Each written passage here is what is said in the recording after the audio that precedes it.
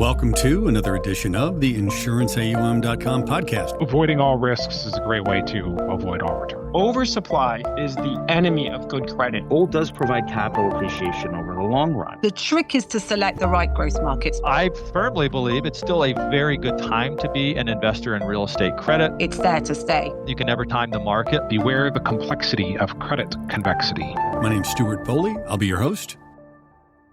Hey, welcome back to the home of the world's smartest money on the InsuranceAUM.com podcast. My name's Stewart Foley, as I hope you know, CFA. I'm your host. I'm thrilled to have you with us today. This is an interesting topic, and it really comes down to the fact that commercial real estate has been through one of the most heavily scrutinized periods in modern market history, but as often happens in credit markets, periods of dislocation create opportunities, particularly for investors that have a lot of experience, structure, and discipline in this space. With CRE debt, bridge lending, which is something that I'm looking forward to learning more about. Bridge lending may be one of the more misunderstood areas of the market today. It is certainly not my area, but our expert is his area. The title of today's podcast is Commercial Real Estate Bridge Loans, Alpha in CRE Credit. And I'm joined today by Jim Higgins, Head of Commercial Real Estate at Shelter Growth Capital Partners. Jim, welcome to the show. How are you today? Thanks, Stu. I am great and excited to be here on your show. Well, I'll tell you, we were just talking about this. You and I have some commonality. Chicago, you're a UT guy. You lived down here in Texas for a while. We were just talking about that. And I want to talk a little bit about your background. You're a longtime commercial real estate investor and previously founded a firm called Soaring Capital where you specialized. I mean, this is like, you're as bad as I am. It's like, all I know is insurance asset management and all you know is this, which is, it's a blessing and a curse, right? Guilty as charged. Guilty as charged. So tell me a little bit about this. Where'd you grow up? And I haven't asked this question for a while, but I love this question. What was your first job? Not the fancy one. Absolutely. So I'm a Midwest boy, born and raised in the Midwest, mostly suburban Chicago. And my first job was at a commercial bank in Chicago called American National Bank. And that was the middle market subsidiary of First Chicago, one of the great money center banks that used to exist before the great consolidation of money center banks.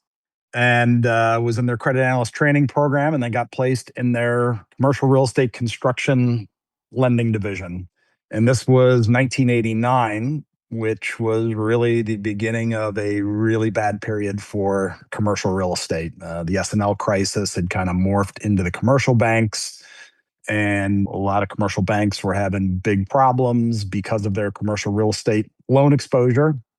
So there I was at the ripe age of 22, 23 years old in the commercial real estate construction lending division in a commercial bank. So at the time, it seemed like, wow, I'm really at ground zero of problems. But in hindsight, no better way to learn an industry than during a really challenging time. So, really cut my teeth, really almost as a workout specialist. So learned a lot about risk. And actually seeing risk manifested rather than it being a theoretical construct.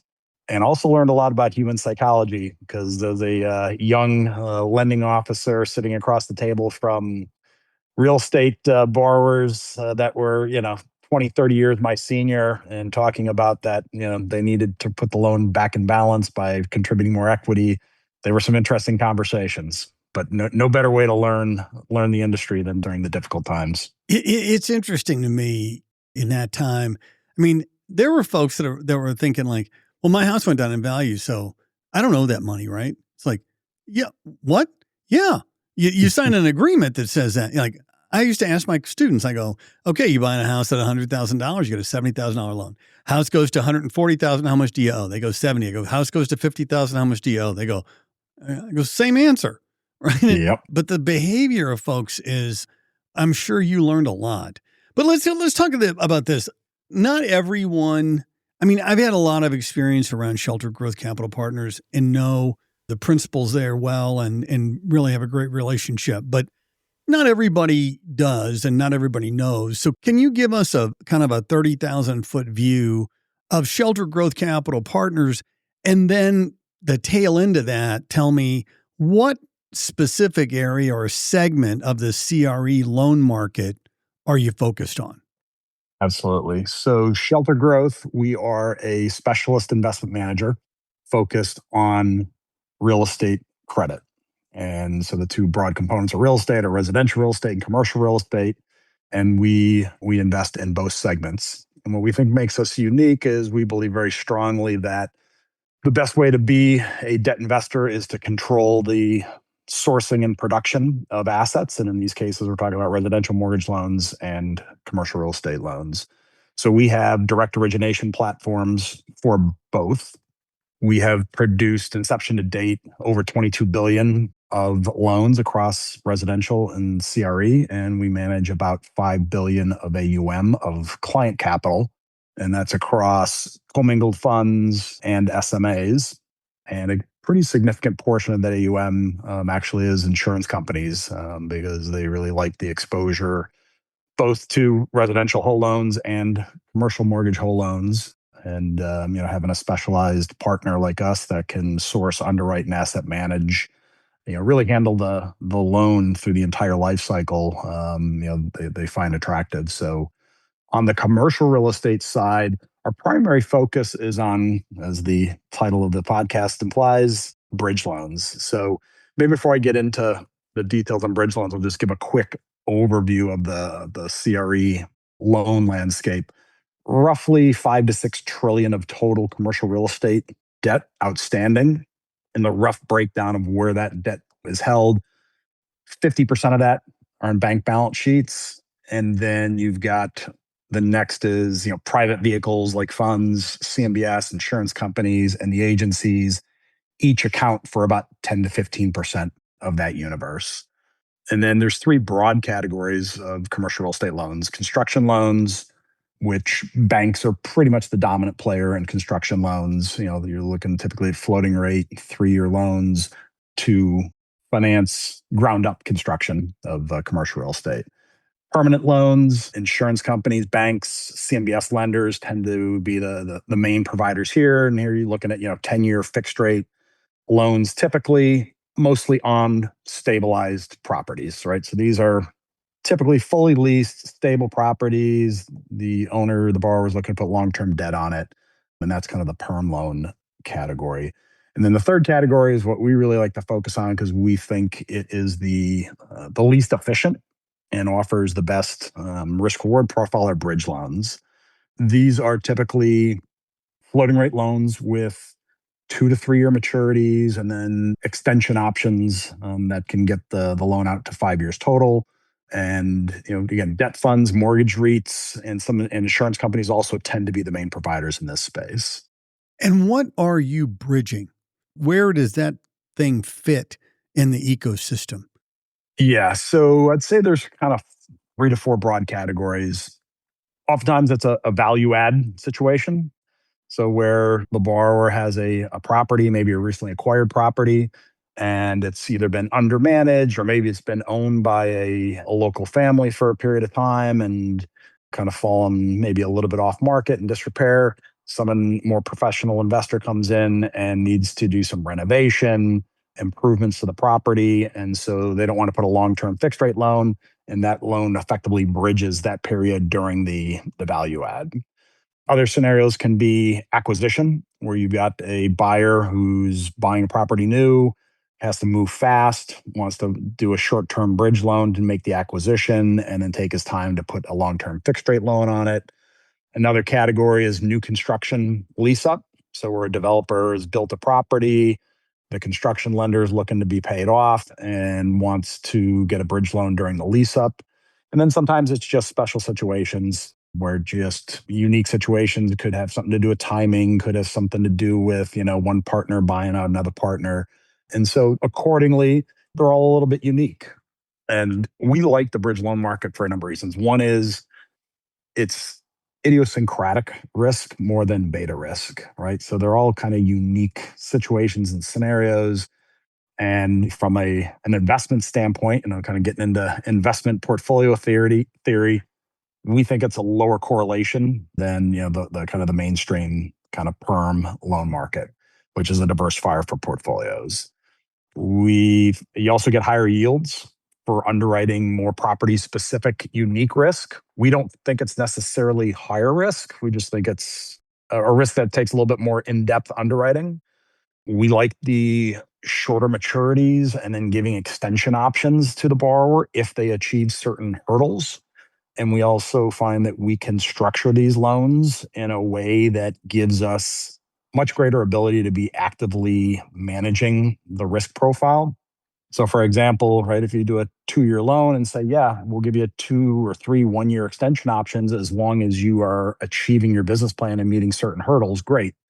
But if they're not, then at the end of year 2, you're sitting down with the borrower saying, okay, where are we and what are we going to do? And we want you to put in more equity or we want some reserves. So it really just allows us as a lender to be much more engaged and hands-on. And then asset management is an important part because, again, these aren't necessarily stabilized assets, but we think they're good assets where we think we're lending at conservative basis. And then with the right structural features, it allows us to be what we call early and active in asset management, which is a huge component of managing risk and getting our principal back. And we originated about $3.5 billion of these commercial real estate bridge loans since our inception, and that's over the course of about the last 9 to 10 years. And knock on wood, we've had 0 principal losses, which is something we're pretty proud of. And that's been through some tumultuous periods, including COVID, where there was a lot of uncertainty, a huge interest rate spike in later half of 22 and 23. So we think our strategy is pretty well proven out, and we think we get pretty good risk premiums in the loans for it. Yeah, it's interesting. I think whenever you say idiosyncratic risk, you're talking about rolling up your sleeves.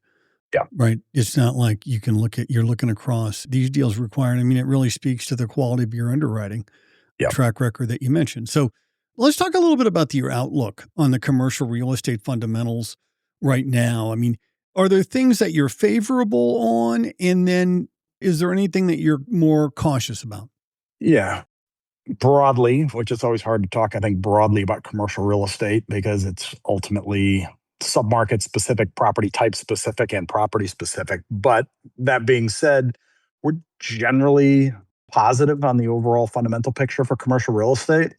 Some of the key things I always look at is the supply demand dynamic, leverage in the system, capital availability, and then just kind of overall valuation levels of commercial real estate. So kind of going through those one by one, looking at the supply demand dynamic, it's nothing overly concerning. I mean, of course, there can be some specific submarkets with specific property types where there might be a little bit of excess supply or maybe some recent overbuilding, but I think that those are kind of more isolated.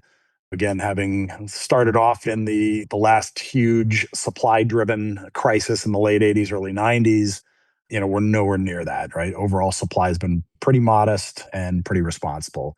Demand, again, generally benign. It's going to be driven by the economy overall, and each asset class is going to be a little bit different. I think you put the office asset class in its own category at this point, but the demand side of things, again, seems to be reasonably good. Leverage, right here, you're always looking for is there too much, too aggressive leverage in the system? And what you don't want to see is leverage being the tail wagging the dog. And that's kind of what we saw running into the 2008 great financial crisis, where there was just so much extraordinary leverage in the system that transactions are just being driven by purely aggressive capital stacks, low cost of capital. And, you saw property values just spike less based on fundamentals and more on leverage. Right now, I think the leverage is pretty reasonable, pretty responsible. Nothing that's given us any great concern. Capital availability, really good. There's plenty of debt capital available, plenty of equity capital available. And then just looking at overall kind of price levels of real estate, it almost feels like being a value investor, right? I mean, commercial real estate prices as measured by the broad indices are, they're still 10 to 20% below the 2022 peak. And you compare that to Other asset classes, residential real estate, the price index is up 30, 40%. Commodity index is up 50%. The S&P 500 is up 100% over that time period. Gold's up 150%. So as a asset-based lender, we like that, our collateral, we're not underwriting things at kind of collateral price peaks. So, overall, we're pretty positive on the fundamental picture for commercial real estate. Yeah, it's interesting. When you look, and I kind of want to focus on the CRE bridge loan market, what types of loans are really in your strike zone? In terms of loan size, property type, things like that. You talked a little bit about some of the situations that this can arise, but are there areas that you like better than others? Yeah. So our strike zone, we'll start off with loan size. We're in the 15 to 75 million range in terms of loan size, which I think would generically be called kind of the middle market in terms of lending. We think that that's an attractive space because it's generally below the size that the really large investment managers are playing in. It's lower than the size that the publicly traded mortgage REITs. Most of those really large entities are, looking at loans that are 100 million and greater.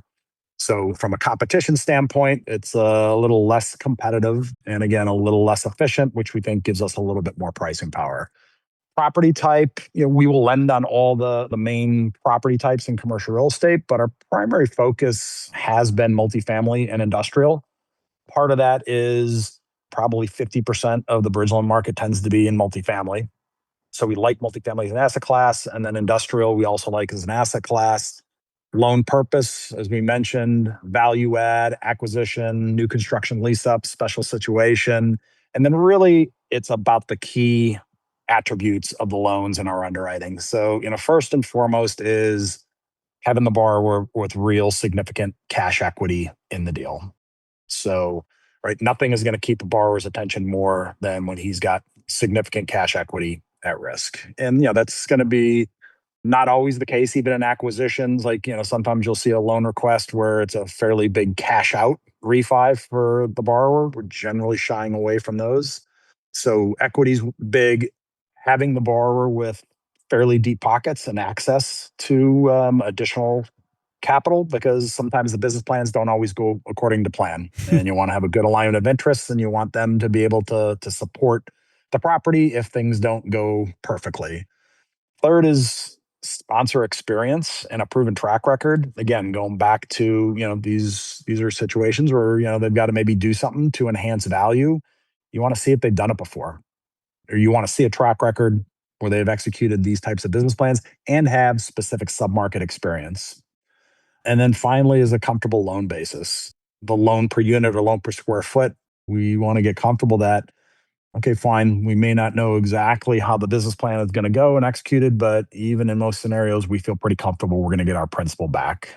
So overall, again, we think that that leads to a situation where you put in a little bit more work in the underwriting, take a little bit of unique property specific risk, and you can get compensated by additional loan spread. And we think the results have proven to be pretty darn good. Yeah, that's good. That's helpful to try and understand sort of how you think about those loan types. If I've got some friends that occasionally let me borrow their CIO hat, so I'm going to put it on for just a minute. How should I be thinking as a CIO about CRE private credit relative to corporate private credit that's had a lot of headlines, but I think that most people who are in the know understand that the headlines don't really represent the reality in private credit. Talk to us about how to think about those two significant sources of private asset investment income for an insurance company. Yeah. Clearly, I'm biased and think very highly of asset-based finance and like our sector. But I do think that traditional corporate private credit is a good sector, and there's good loans being made. And I do think that some of the headlines may be a little bit overblown, but I do think that commercial real estate private credit and bridge loans compares favorably on a number of dimensions. I mean, look, right, the world's evolving rapidly right now, and the words disruption and uncertainty seem to be words people are using a lot. Collateral seems to be a good thing, and collateral that is tangible and understandable. I know that private corporate credit has collateral, but I think it's not as easy to see. Transparent, easily understandable historical data. I mean, right, commercial real estate, everybody knows what it is. There's a lot of historical data. We know how different loans have performed during different types of economic and credit cycles. So I think it's more easily underwritable and understandable and predictable during a range of different kind of challenging macro and economic environments. And then, just also the consistent annual supply. Commercial real estate annual originations has been between 400 billion and 800 billion annually for a long time, and maybe 20% of that is our bridge loans. So, we know that there's a consistent supply that's underwritable. It's not overcrowded. Again, overall, we just think having a tangible asset that's easily underwritable, a lot of historical information, heading into potentially an increasing uncertain macro environment it makes sense to us. Yeah, and so can you talk a little bit about how the capital markets and securitization play in Shelter Growth's CRE debt strategy? Yeah, I came from originally an underwriting background and then spent probably 30 years on the trading, securitization, capital market side, as did a number of the other senior folks at Shelter Growth. But we are first and foremost credit investors. Having had the capital markets and securitization experience, we think definitely enhances our ability from a portfolio management standpoint and being a good steward of investor capital. But we don't want the structured finance markets and securitization rules and the formulas to optimize the securitization to be the tail wagging the dog. So, some of our clients, they want unleveraged exposure to our sector, and they're looking for just mid to high single digits. But we do have vehicles and clients that want the double digit returns, and with prudent use of non-mark to market warehouse lines and structural leverage via CLOs and other securitization forms, we think we can create some pretty good double digit return profiles for those equity investors. But again, it's credit first, and structured finance considerations, they're downstream from that. We don't want to be sitting in credit committee deciding on a loan, solving for some rating agency or securitization driven box. Yeah, that makes sense. You mentioned at the top of the show that Shelter Growth operates across both residential and commercial mortgage origination. Is there an advantage to having both of those under one roof? We believe there is. Again, I think foundational to our overall approach is that a key to good long-term performance in real estate credit is to control the sourcing, underwriting, production, and asset management of the assets from cradle to grave. And we have in-house direct origination platforms, both in residential and commercial. So we have found and continue to find definite advantage of having real on the ground knowledge of specific geographic submarkets. And so being active in both residential and commercial gives us, we think kind of more on the ground insights. I'll give one quick example. We recently funded a loan on a multifamily property in the Germantown section of Memphis. Now, every neighborhood there is going to be a little bit unique, and there's some areas of Memphis that are a little more challenging on the multifamily side and some that are better. And so as when we were underwriting that, we walked over to our residential loan credit team, and they're originating 500 million a month of residential mortgage loans. So they've got data points in literally almost every submarket around the country. So we were able to get a handle on various trends, both from a credit standpoint, population growth standpoint, delinquency standpoint on the residential side of the equation there. And that gave us some good insights and got us comfortable that kind of the location of this multifamily was actually a real positive area. And so, just being able to kind of cross-pollinate, the insights and the data between the two groups, we definitely think is helpful. So again, like I'm going to slip my CIO hat back on.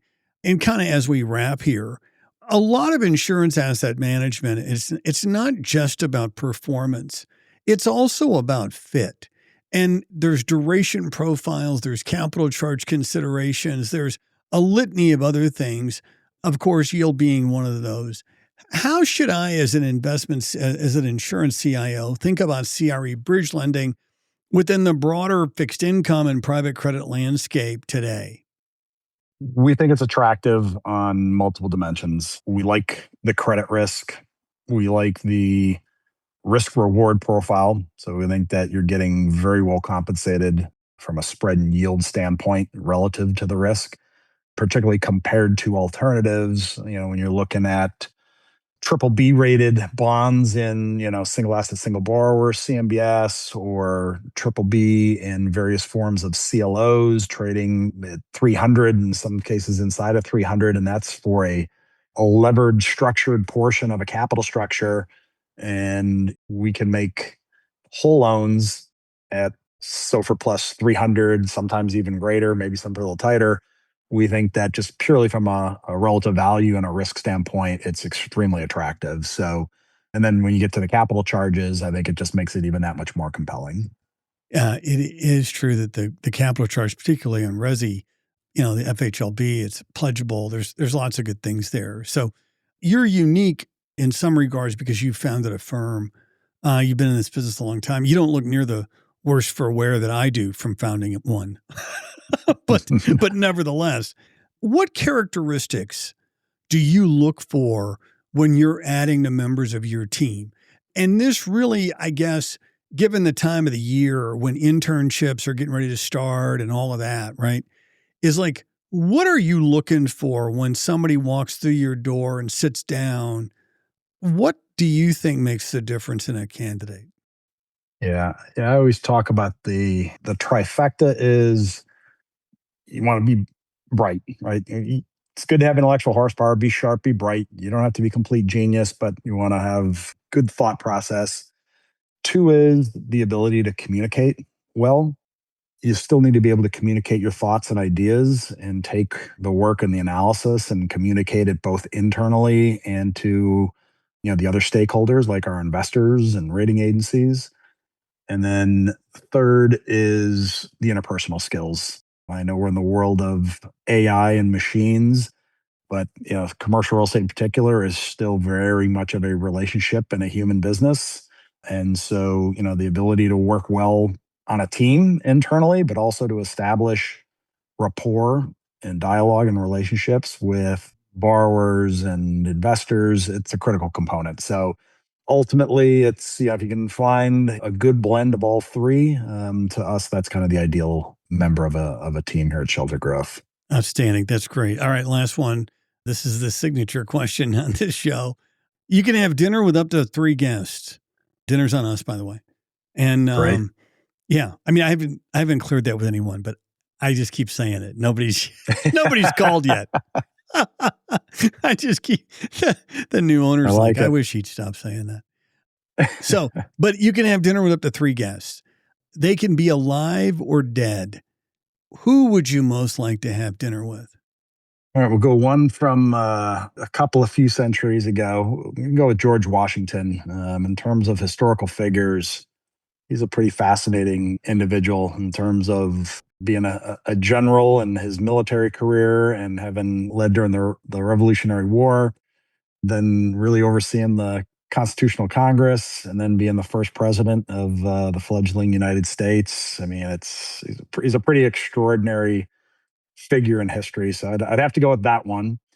For more, slightly more recent, but still not current alive, but I'd say Babe Ruth. There you go. I'm a big baseball fan.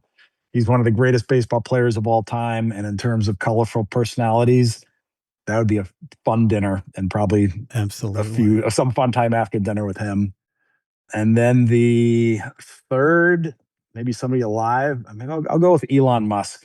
Maybe he's, some people love him, some people hate him, but boy, is he, he's an interesting dude. He's a unique individual. And yes, he is. He sees things and is doing things that, is pretty amazing. And so, he has a thought process that I'd love to just sit and talk with him. So, yeah, it's really cool. I don't know where I saw it, but I saw a photograph of George Washington's teeth, like that, what he used. The wooden teeth? No, there was some wood in there, but there were also like animal teeth. And like, I'll never forget it. I'll just tell you that.